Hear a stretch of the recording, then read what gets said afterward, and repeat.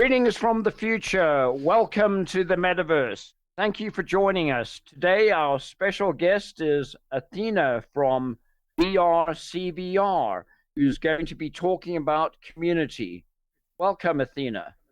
Thank you. Thank you so much. Thank you for Great to having me have you here. It's here. a joy to be here. Athena, if you could start by telling us a little bit more about yourself. Sure. So my first foray into virtual reality actually happened because of COVID, and I know that's true for a lot of people. And it was around helping the community that I was part of and that I love so dearly come together. Because of COVID, we had to cancel the Burning Man event in Black Rock City.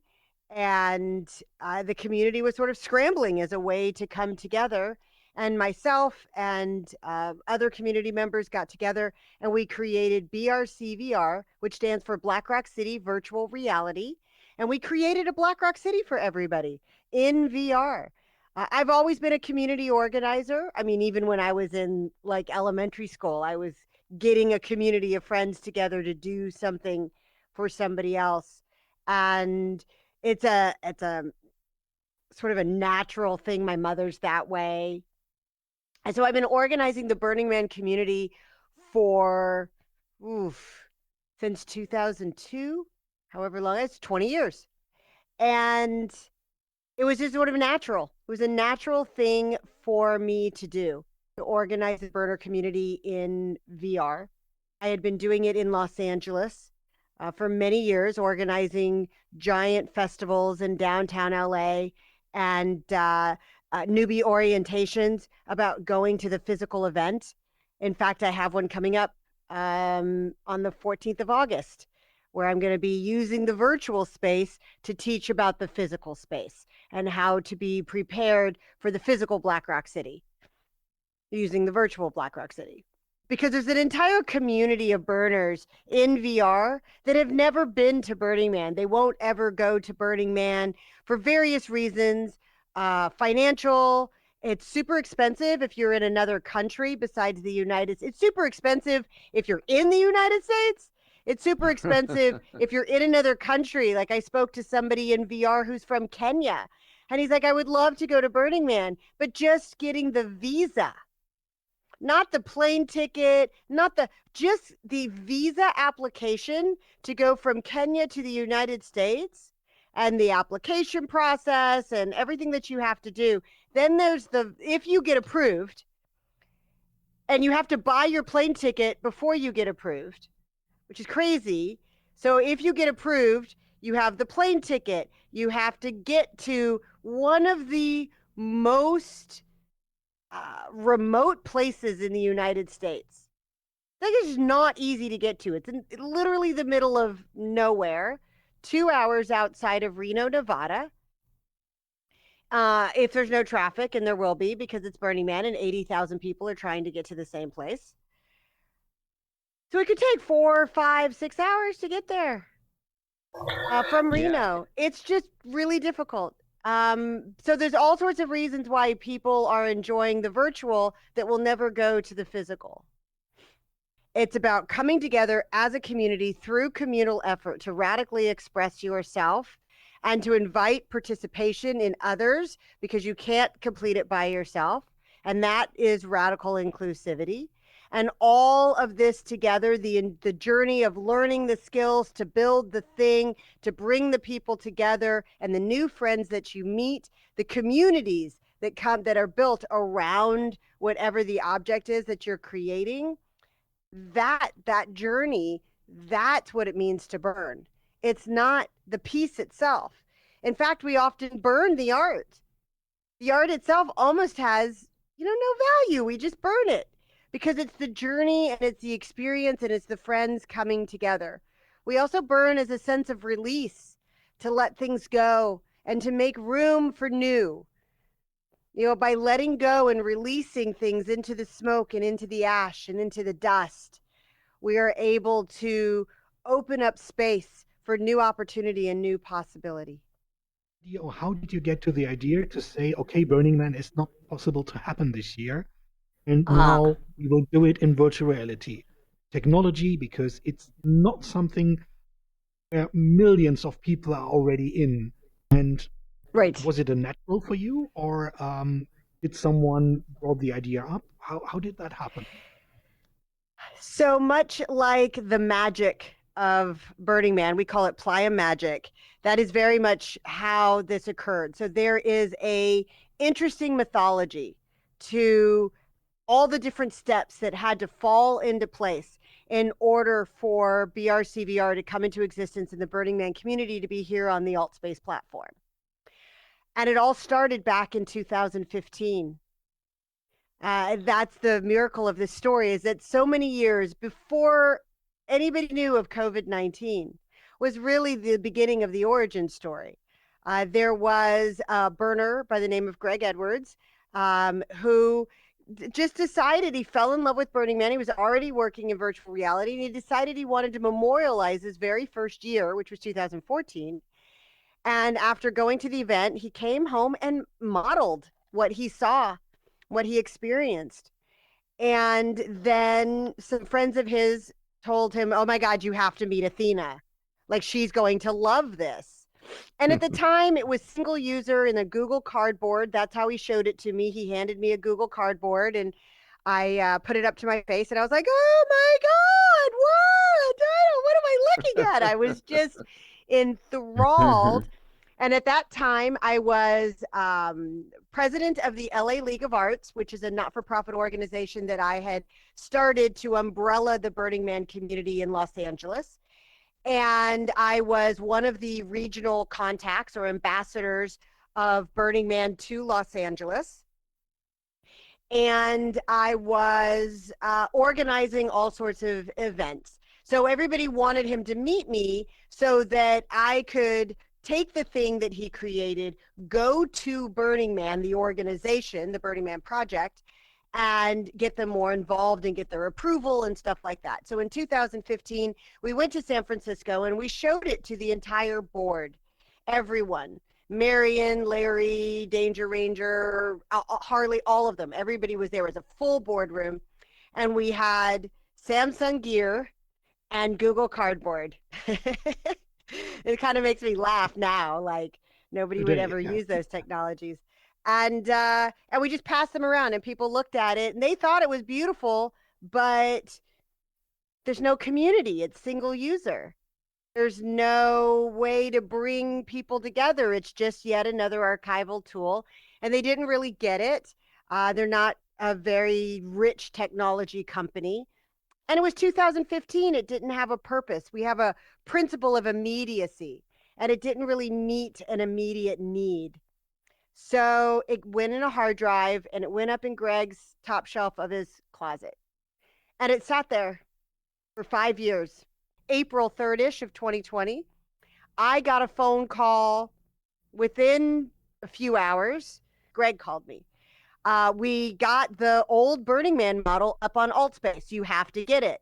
So I got my little tiny 13-inch laptop and loaded AltSpace. It literally took an hour because I was in like 10 megabytes per second download. It was just so slow and like Right. three, Mhm. two, half of one up.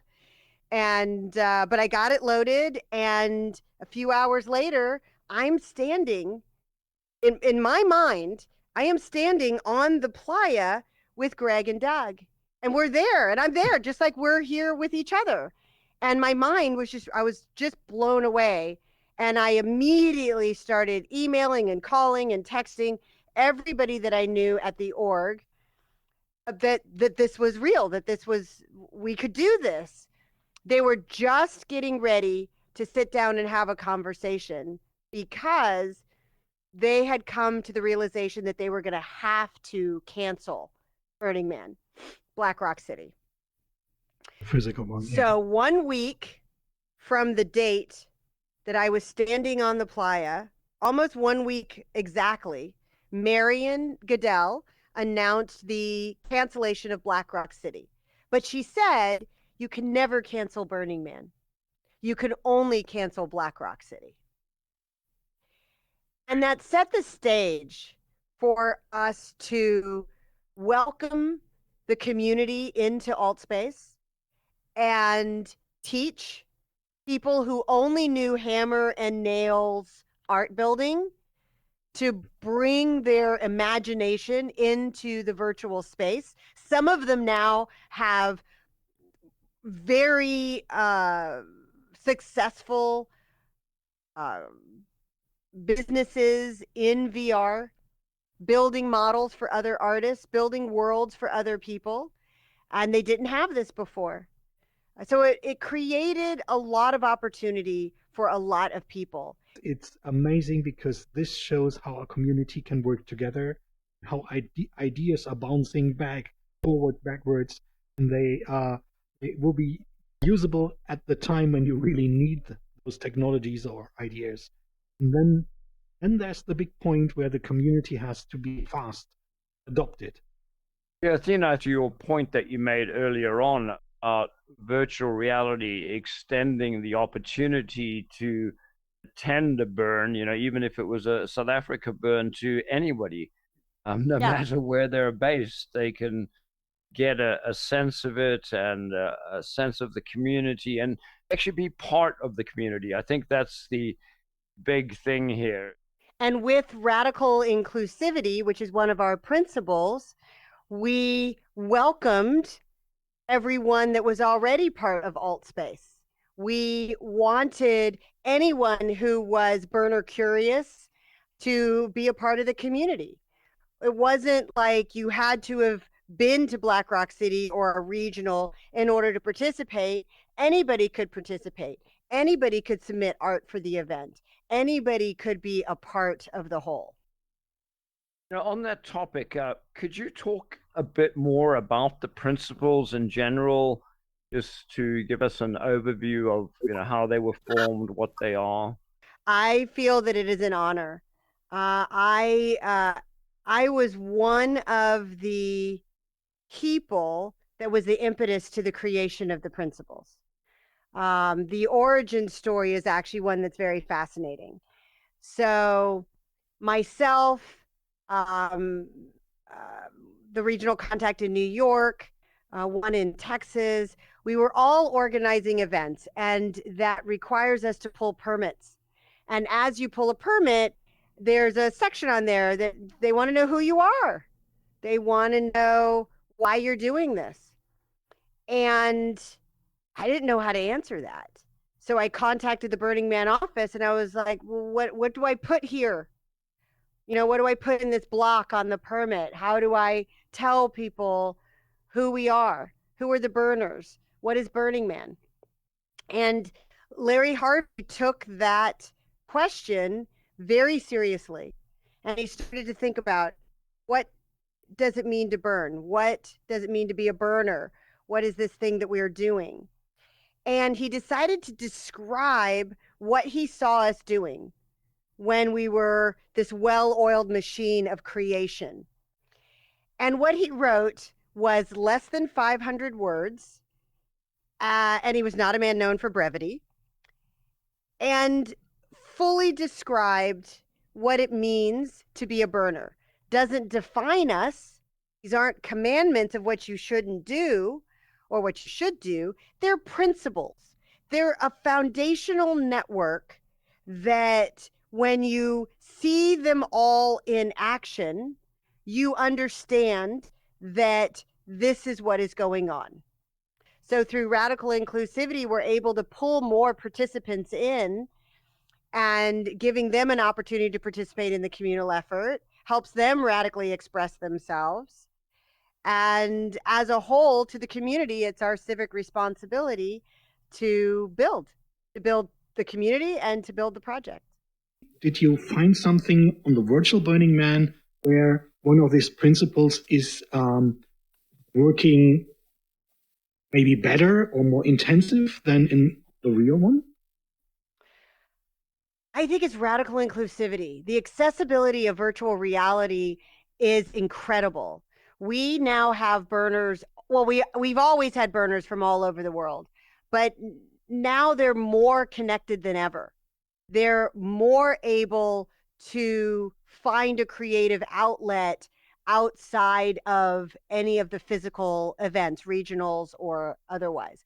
This gives them a year-round, 24/7 ability to participate and be radically included. Educators and students come with a wealth of radical expression.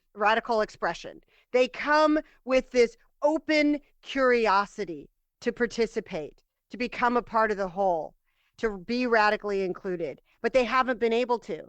And now they are.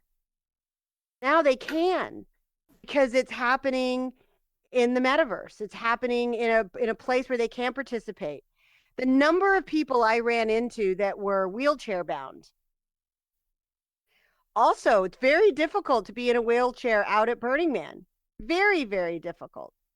And or other health problems. You know, my mother, I took my mother when she was 75 years old back in 2014, and she's 83 now, and she can't go back. She's got too many health concerns, but she would love to go back. So Amazing. Yeah. she's able to participate in the virtual. The type of people that go to a physical burn and the type of people that would come to a virtual reality event, or do you think everybody is pulled together by these 10 principles? The difference between virtual and physical is kind of like the difference between a burner from Spain and a burner from Africa, you know? I love that. Or it's different because the culture is different that you originate from, but the culture that you're connected to and the reason you are leaning in that direction is the same. We're all the same. And when you meet somebody and they say, hey, I'm a burner, you automatically know. You're like, oh, okay, so they hold these 10 close to their heart as well. And I know exactly where I stand with them. And if we have the same focus, maybe we can work on a project together. There are a lot of people out there that never experienced a virtual reality or a social VR experiment or platform like Altspace. And a lot of people are a little bit afraid. There's a lot of different social media talk going on, like the metaverse could be dangerous for people. Big companies want to control you and things like that. So what do you think about this concept, about this term of the metaverse, so that you experience it so heavily by yourself and you created a big community event in the metaverse, basically? How do you see that? Fear of the unknown. We love to be comfortable. It is within our nature, our instincts to seek comfort, because comfort is safety. But not be too comfortable, because danger could be around any corner. And that's just how we've survived as a species. But forcing yourself outside of your comfort zone also creates growth. And personal growth is also how we survive as a species. So we have this balance between comfort and growth. If you're too comfortable, you won't grow. I, in a search for personal growth, decided to give up comfort. I gave up my home, the place that I had lived in for 12 years, the community that I was part of physically in Los Angeles, and I started living nomadically. I went down to South America to a place where I didn't even speak Spanish, and forced myself to learn the language and make friends and find a community. And I was way outside my comfort zone. But the amount of personal growth I received from that made it incredibly worth it. And still to this day, and it's been 4 years, I have not had a regular home with all my stuff. My stuff is all over the place. And I don't even have that much stuff anymore. I've gotten rid of a lot of it. Although right now I'm acquiring because I'm getting ready to go to Burning Man, and that you need stuff for. As I well know, it's interesting because I teach a course for newbies, and as I'm teaching the course, I'm realizing, oh my God, I need to go shopping. I have a lot of stuff I need to buy, and I'm producing a huge documentary, probably the biggest project I've ever produced at Burning Man. Yeah. So the number really one question everybody in Altspace asks is what's happening during Burn Week. Most of the crew is heading out to Black Rock City. So we're not going to be around to produce a big virtual Burn Week. What we are going to do is assemble a team that can help manage the webcast. Burning Man does a webcast every year from the playa, and our hope is that we are able to take that webcast and have it on a screen on the virtual playa so people can come together and just be together. And we're going to open up the virtual playa to everyone. Now, it won't be a digital twin to the physical because we don't know where anything's going to be until we get there. Like the artists who are building art do not know their placement until they arrive and they're given their placement. So the playa that we provide is either going to be the Desert Arts Preview World, which has 50 plus pieces of art that are being built at Burning Man this year, so that we have that representation. And that's where our party is going to be on Friday, is in the Desert Arts Preview Worlds. And those are open. And we have a treasure hunt, an art treasure hunt. So we're asking everyone to go to each one of the pieces and take a picture of your avatar with the piece. You can either do it with a friend and have them take it, or you can do it as a selfie. Then if you're going to Playa, then find those pieces and get your picture taken with those pieces. And afterward, combine the virtual and the physical, tag us. And if you get all of them, we will mail you a prize. We will mail you a gift for doing it. Actually, the first 3 people get the gift. For actual virtual Burn Week, that's going to happen in January. What we're doing is we're going to Burning Man, to Black Rock City, to continue the story of BRCvr. There are over 100 installations that were part of the virtual that are now going to the physical. Theme camps, art cars, and art installations, happenings. You know, we did the Billion Bunny March in VR. Now we're going to do the Billion Bunny March physically. And we're going to capture all of that footage. So formats that work in VR. And then we're going to feverishly start building after Burning Man to put the experience together for January, so that not only will you be able to experience the virtual burn, but also the physical one that we just had. And we'll remodel the playa to match what we just experienced. So everyone that was there gets to relive their experiences, and everyone that wasn't there gets to share in that reliving. And it brings us all together more greatly. And we're going to try to do it at a time when it's after the holidays, because everybody's with their families and they're busy, but before school starts. So we thought January would be that sweet spot where most people would be able to participate with us. Thank you very, very much, Athena. Did you have any closing comments that you wanted to leave us with? Sure.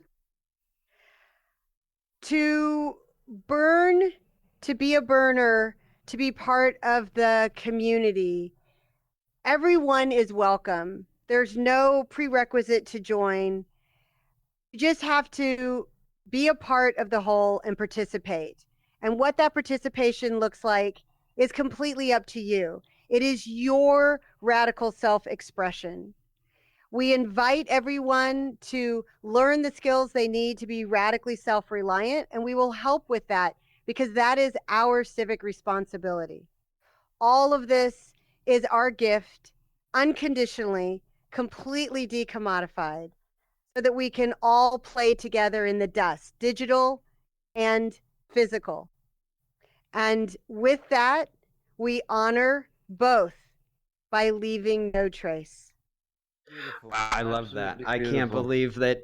I've always been like, can somebody fit all of them and make it so eloquent? Thank you. That was You're well welcome. done.